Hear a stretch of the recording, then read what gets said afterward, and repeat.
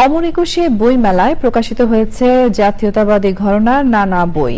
ইতি প্রকাশন থেকে প্রকাশিত শামা উবায়েদের 3টি বইয়ের মোড়ক উন্মোচন করেন বিএনপির মহাসচিব মির্জা ফখরুল ইসলাম আলমগীর। এছাড়াও বইমেলায় প্রকাশিত হয়েছে নানা ধর্মীয় গ্রন্থ। ইফতেখার উদ্দিনের রিপোর্ট। ভাঙনের সুর বাজছে বাঙালি পাঠকের প্রাণের মেলা অমর একুশে বই মেলায়। গ্রন্থ উন্মোচন মঞ্চে এখনো উন্মোচিত হচ্ছে বিভিন্ন বইয়ের মোড়ক।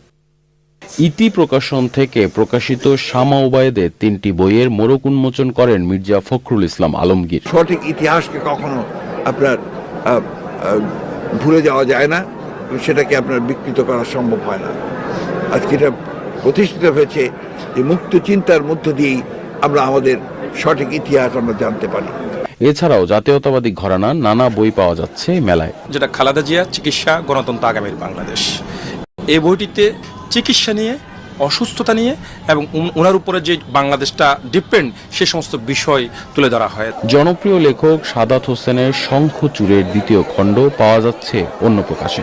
এই 2 বছর বা 2.5 বছর পরে এটি 2য় খণ্ড এলো। যথারীতি পাঠক যেহেতু ফার্স্ট পার্টের পরে প্রচণ্ড অপেক্ষা করছিল, 2য় খণ্ড সেই সারাটা তাদের পাচ্ছে। তো প্রথমেই বলতে হবে যে ছোট কাকু 40, এটা হচ্ছে ফরিদুল্লাহ সাগরের একটা 40টা ছোট কাকু নিয়ে লেখা সংকলন। বইটা এটি যে আকার, এই আকারের বই বাংলাদেশে কখনো প্রকাশিত হয়নি।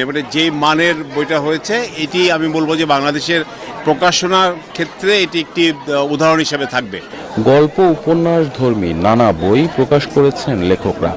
একাডেমিক শিক্ষার পাশাপাশি যে সুশিক্ষার প্রয়োজন আছে সেটা এবং প্রেম নিয়ে আমার উপন্যাসটি গঠিত। আমার বইটার নাম হলো বিষণ্ণ রোদ্দুর। রোদ্দুর বলতে সত্য, ভালো এবং আলোকিত কোনো কিছুকে বোঝানো হয়েছে। আমার একটি ছড়ার বই এসেছে ব্যাংরাজের রাজ্যে।